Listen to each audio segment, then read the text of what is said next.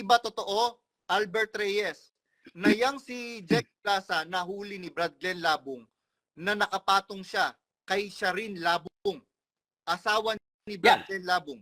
Ikat kita tol katulad niyan. Paninira ba yan? Ang paninira, pagka sinabi mo magnanakaw, hindi naman nagnakaw.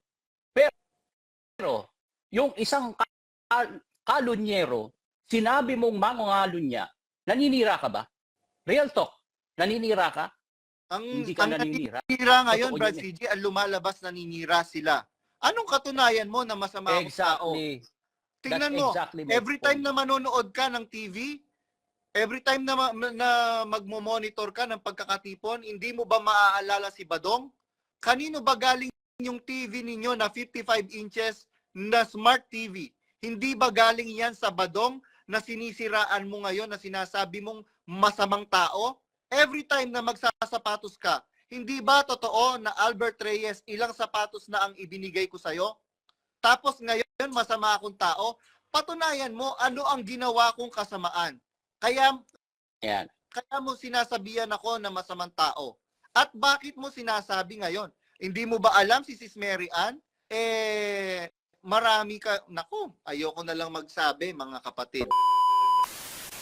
Siya nagsabi biro mo siya mismo, hindi pinapanalangin niya, ilayo sa kanya.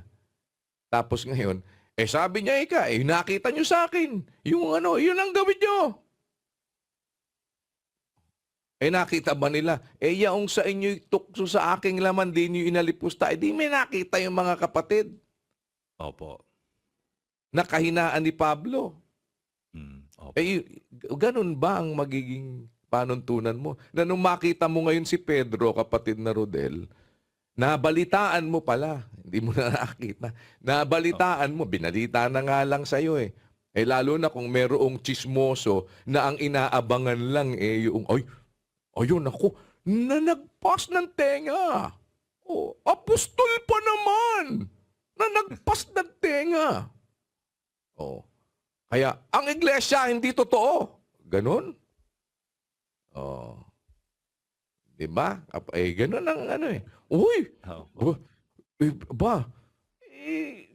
Si Pedro, apostol pa naman. Nanungayaw, kapatid na Rodel, nanungayaw. Kaya, hindi na totoo ang iglesia. Pinagkaila pa si Kristo. Pinagkaila pa si Kristo. Ayun ngayon ang you will keep on rubbing that. Dahil dun, hindi na totoo iglesia, masama na ang iglesia. Kaya nga continuous yung sinasabing aral Diba? Ayan nga yung aral, alam mo kung ano yung utos na isinulat, na narinig nila at ibinabalita nila na dapat nating gawin, siyang dapat na matutunan natin, kapatid na Rodel, para magkaroon tayo ng pakikisama sa kanila. Alam mo yung guide na yan. Kaya hindi pagpa-practice ng mabuting budhi na para igawan mo ng excuse ang sarili mo to do something bad, ituro mo yung pagkakamali ng iba, kapatid na Rodel. Yung pagkakamali, itinatama ng aral ng kautusan. Kaya nga klaro sinasabi natin. Halimbawa, kahit ano pa, merong, ganito, merong report na ganito. Ito ang aral, ito sinasabi. Ngayon, ang hindi susunod, kapatid na Rodel, ano ang gagawin mo?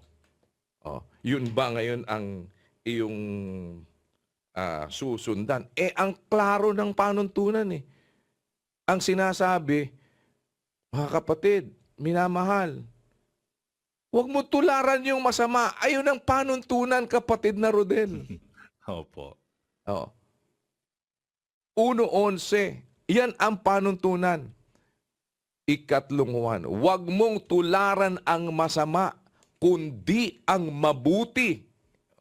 Ang gumagawa ng mabuti ay sa Diyos. Ang gumagawa ng masama ay hindi nakakita sa Diyos. But isinulat ba ni Pablo? Sinulat ba ni Pedro? Sinulat ba ni Juan? At sinabi ba ni Juan na manungayaw kayo? Sinulat ba't sinabi ba ni Pedro na managpas kayo ng tenga? Yung ba ang Hindi po. inaral nila? Hindi po. Ang liwanag, sinabi na nga ni Pablo, layuan ninyo yung panunungayaw. O ngayon, nakarinig ka ngayon na nanunungayaw. Nanunungayaw oh.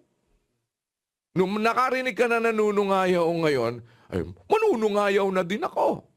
O kaya, ay, hindi totoo ang iglesia, may nanunungayaw. O, sabihin mo ngayon kay Kristo yun. Di ba? Ay, Panginoon si Kristo, di ka totoo. Hindi totoo iglesia ang dala-dala mo. Nanungayaw si Pedro eh. Na nagpas pa ng tinga eh.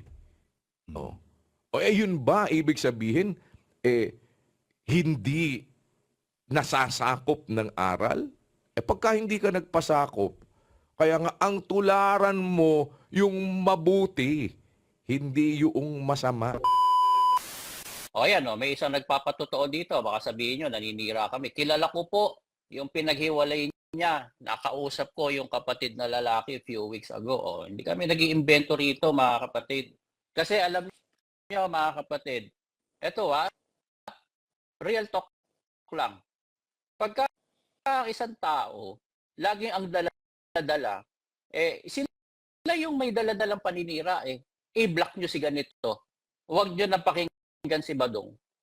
Pagkaya ng taong kausap, napaka-unhealthy. Mag-usap tayo, yung mga professional, yung mga nagtatrabaho.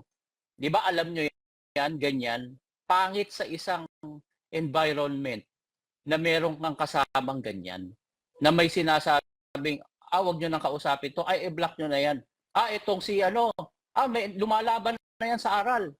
Di dapat i-block nyo na lahat, pati mga Katoliko, pati mga Muslim. I-block nyo na lahat. Hindi nyo kapananampalataya yan eh. Ayan.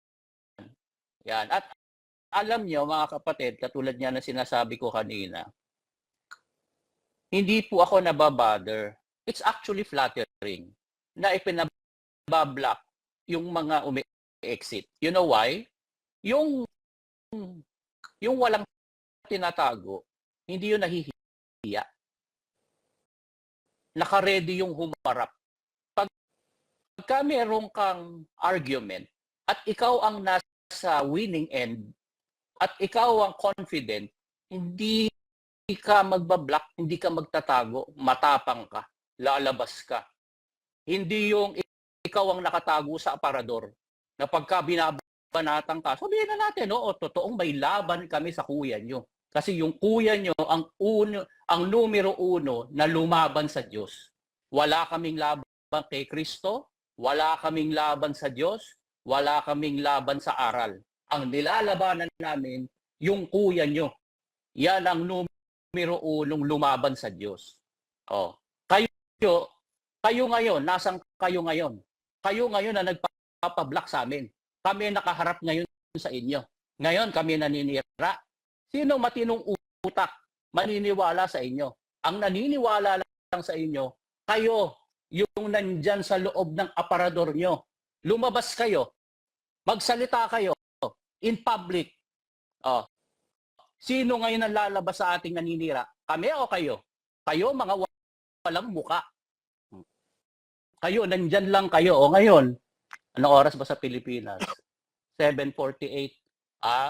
Nakahayahay pa yung kuya nila. Nagbe-break time pa ata sila ng ganitong oras. Kayo ngayon, ang may kahihiyan. Wala kami. Kaya nga kami, proud kaming umexit. Bakit? Dahil nakita na namin ang mga kamalian dyan. Brad CJ, isingit ko lang Albert Reyes, ito, tandaan mo. Tandaan mo to, Albert Reyes. Sino ang masama sa amin dalawa ng asawa ni Mylene Blasa? Patunayan mo. Pagka napatunayan mo, ipapapupo ko ang ulo ko. Albert Reyes, hindi ba totoo? Ayoko sabihin ito dahil naaawa ako doon sa babae. Hindi ba totoo, Albert Reyes, na yang si Jack Blasa nahuli ni Brad Glenn Labong na nakapatong siya kay Sharin Labong, asawa ni Brad Glenn Labong? Ikat kita to katulad yan. Paninira ba yan? Ang paninira, pagka sinabi mo magnanakaw, hindi naman nagnakaw. Pero yung isang kalunyero, sinabi mong mangungalunya, naninira ka ba? Real talk, naninira ka? Hindi ka naninira? Naninira ngayon, Totoo Brad yun eh. CJ, ang lumalabas naninira sila. Anong katunayan mo na masama ang tao? Exactly. Tingnan That's mo, exactly my every time point. na manonood ka ng TV, every time na, na magmo-monitor ka ng pagkakatipon, hindi mo ba maaalala si Badong? Kanino ba galing yung TV ninyo na 55 inches na smart TV? Hindi ba galing yan sa Badong na sinisiraan mo ngayon na sinasabi mong masamang tao? Every time na magsasapatos ka, hindi ba totoo na Albert Reyes, ilang sapatos na ang ibinigay ko sa'yo? Tapos ngayon, masama akong tao, patunayan mo ano ang ginawa kong kasamaan. Kaya Yan. mo sinasabihan ako na masamang tao. At bakit mo sinasabi ngayon? Hindi mo ba alam si Sis Mary Ann? Marami ka, naku, ayoko na lang magsabi mga kapatid. At alugugin nyo lang ang bahay ninyo, pati ang tiyan ninyo. Hindi ba totoo? Maraming beses ko kayo napakain. Samantalang ang Panginoong Jesucristo sabi niya, ano mang ginawa ninyo sa maliliit na ito, hindi mawawala ang ganti sa inyo. Pero kayo pala, grabe, sa inyo literal na bumabagsak, pumapatak, yung pakainin mo man ng isang baka, hindi malasahan. Kayo yon, Albert Reyes. TV nyo pa lang, yung salamin yung malaki sa sala, kanino galing yon? Sa akin galing yon, binigay ng kapatid yun sa akin. Alin pa, naku, mga bedsheet ninyo sa akin din galing. Mga kortina ng bahay ninyo sa akin din galing. Anong ngayon? Ayokong isumbat yan, ha? Hindi naman siya nanunumbat, mga kapatid. Pinapakita lang po sa inyo how credible he is. Yan. Samantalang sila, meron palang mga ganyang mga, kaya nga ako kaya sinasabi ko sa mga kapatid isumbong nyo sa amin pag may naninira laban sa amin dahil sasagutin namin. Bakit? Wala po kami naaalalang pinakisamahan namin ng hindi maganda. Wala. Kaya nga yung babalik ako doon sa sinasabi ko kanina, mga kapatid, moralidad na lang.